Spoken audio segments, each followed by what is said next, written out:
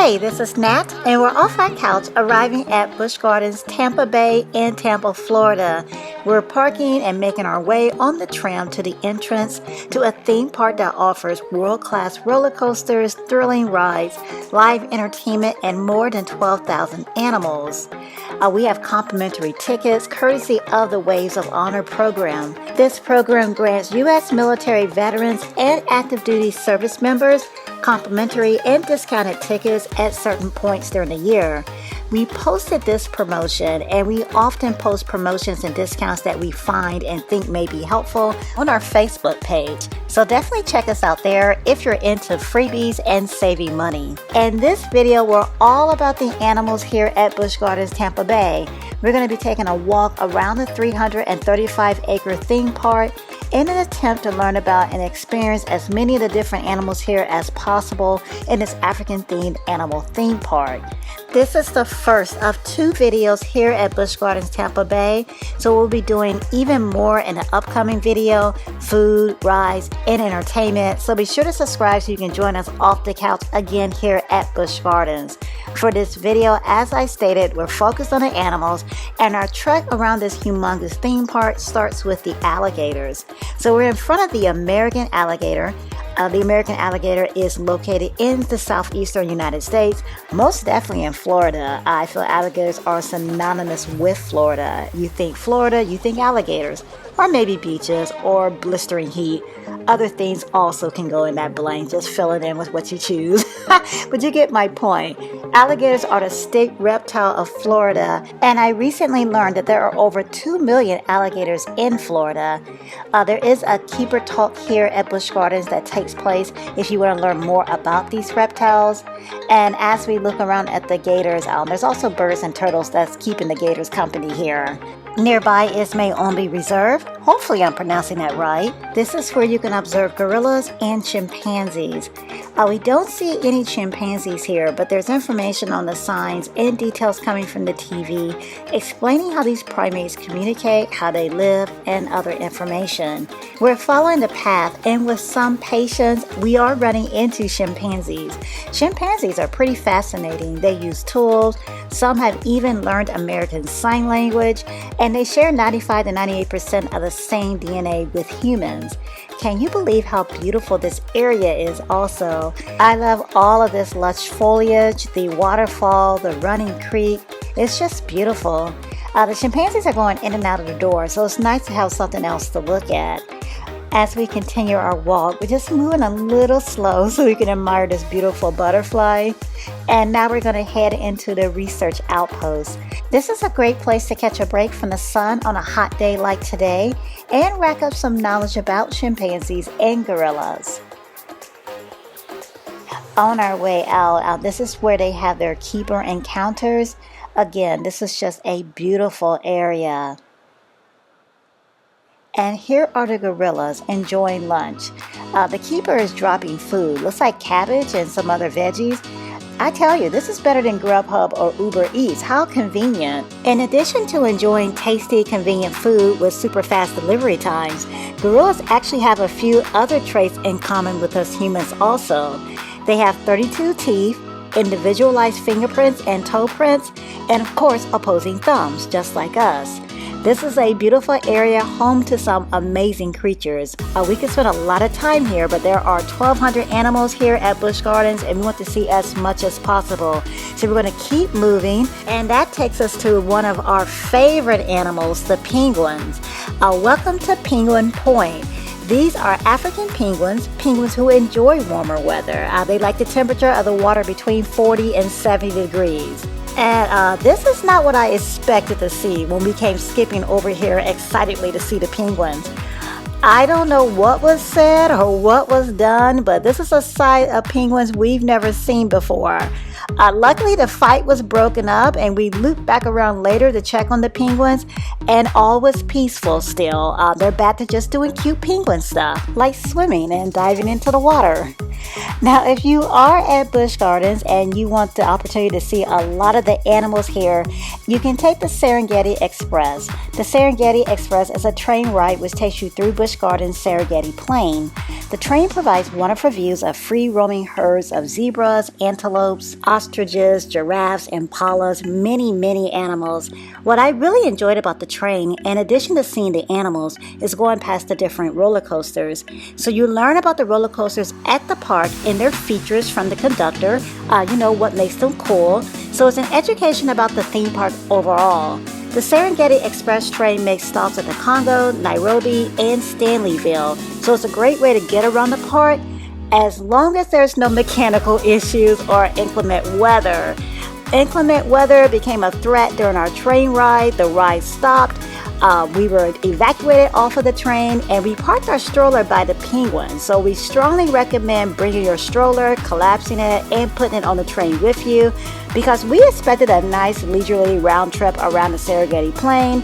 And now we're on the hunt for our stroller in a park that we don't know at all. So as we attempt to make our way back to the stroller, we're still on the lookout for animals and we see the lorry landing.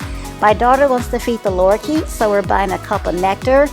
We are not Busch Gardens Tampa Bay pass holders, but we are SeaWorld Orlando and Aquatica pass holders, and those discounts work here. As a silver pass holder, I did not get my parking covered. I paid $30 for parking, but the SeaWorld season pass discount does apply here and at other areas within the park. So be sure to pull out that season pass and ask for your discounts. Bringing our attention now to the lorikeet feeding. Isn't this cute? No matter how many times we've done it, it's just always fun. And look at this cutie right here, just slyly strolling over to get some nectar. Like we don't see those bold, gorgeous, bright colors coming this way. I love it. I love that walk too. There are other birds within this area as well, plus other lorikeets not vying for nectar and just hanging around the exhibit. Okay, so we're going to keep going on our adventure so we can see as many animals as possible here. The weather is touch and go too. Rides are opening and then closing right back. The same with some of the exhibits. And the flamingos seem to be sensing that a storm is coming through soon, and they want out, it seems. Another first for us today. We've never seen flamingos moving so quickly and frantically before. Makes me kind of nervous, actually. I will say though, something I like about Busch Gardens, even if the weather isn't ideal for coasters, we haven't had any issues occupying our time. There's still plenty of animals to see. Well, the weather seems to be changing again. See, flamingos are calming down. Just a whole lot of feathers on the ground from all of that earlier movement. And now the Kookaburra Aviary is open. And as we walk through here, we should be seeing, or at least hearing, a kookaburra. A really beautiful area to walk through. The flowers are just gorgeous, such bright, beautiful colors. And we can hear the kookaburra, the bird native to Australia and New Guinea with the famous call. We haven't seen it though. There are other birds in here as well to enjoy. This is a small area, lovely but small. Now we're heading out and we're hanging with the kangaroos now in Walkabout Way. There are a lot of kangaroos here. London is pointing out a white kangaroo right now. From what I read, they're supposed to be extremely rare. So I don't know. Are we seeing a rare white kangaroo? And maybe it's an eastern gray kangaroo and the gray is just really light. I don't know. There are also wallaroos in here. I'm just learning about their existence. I wish I could be here for the kangaroo feeding opportunity. I would ask so many questions about wallaroos and white kangaroos. For the wallaroos, I did Google them, and I do know that their name is a combination of wallaby and kangaroo. And they're smaller than a kangaroo and bigger than a wallaby. That's where my knowledge about wallabies starts and ends.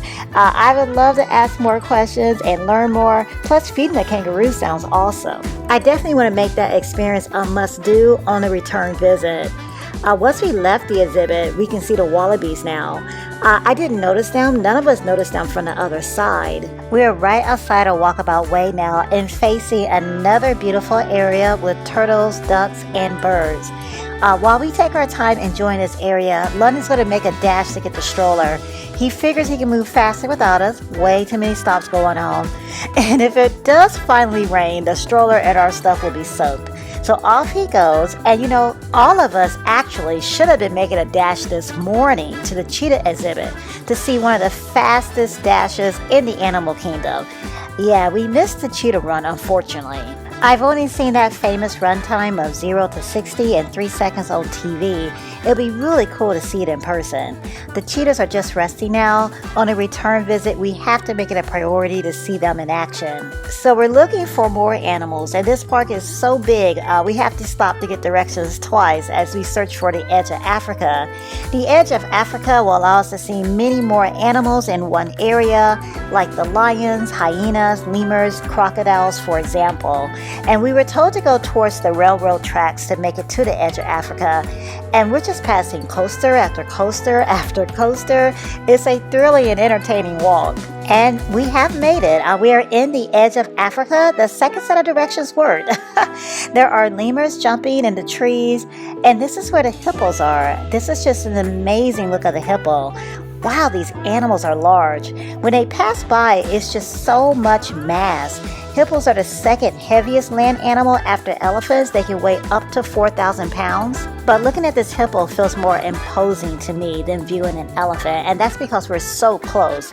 There's no denying how massive this animal is, or how cute those feet are. I love those feet. And although the hippo takes up a lot of space and attention in this exhibit, the fish here are beautiful too. In the edge of Africa, there's also a Nile crocodile.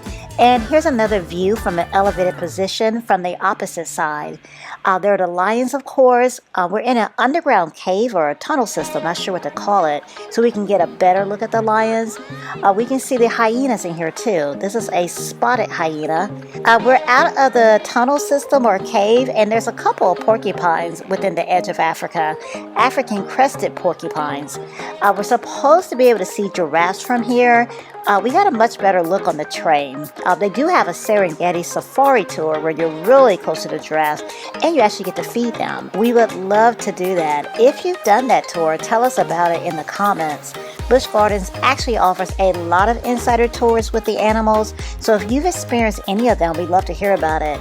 We're ending our time in the edge of Africa, checking out the meerkats, and from here we're heading to see the elephants. Now, this is about as close as we ever get to the elephants. I mean, you know they're big, yet they're so far away. The Animal Care Center is directly across from the elephants. We didn't see any animals as we walked through, but this is where animals receive treatments, x-rays, and even surgeries. I read on the website that the Emmy-nominated TV series Wildlife Docs is filmed here. I've never seen or even heard of the show. If you've seen it, is it worth checking out? Okay, so I guess we'll continue on our journey. We're leaving the air-conditioned Animal Care Center and venturing back out into the heat on our way to Jungala, where we'll find the tigers, the Bengal tigers to be exact. This is a really nice exhibit, a large exhibit. We can look down on the tigers from the rope bridge. Beautiful waterfall in this exhibit, like we saw in Mayombe Reserve earlier.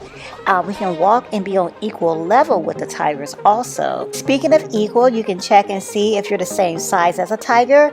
There are other interesting tiger exhibits and facts to check out as well.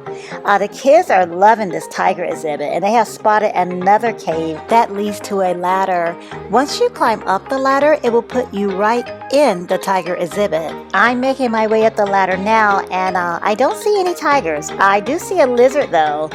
I'm supposed to be looking for London now in the camera, but I think I'm getting disoriented from the heat in this bubble.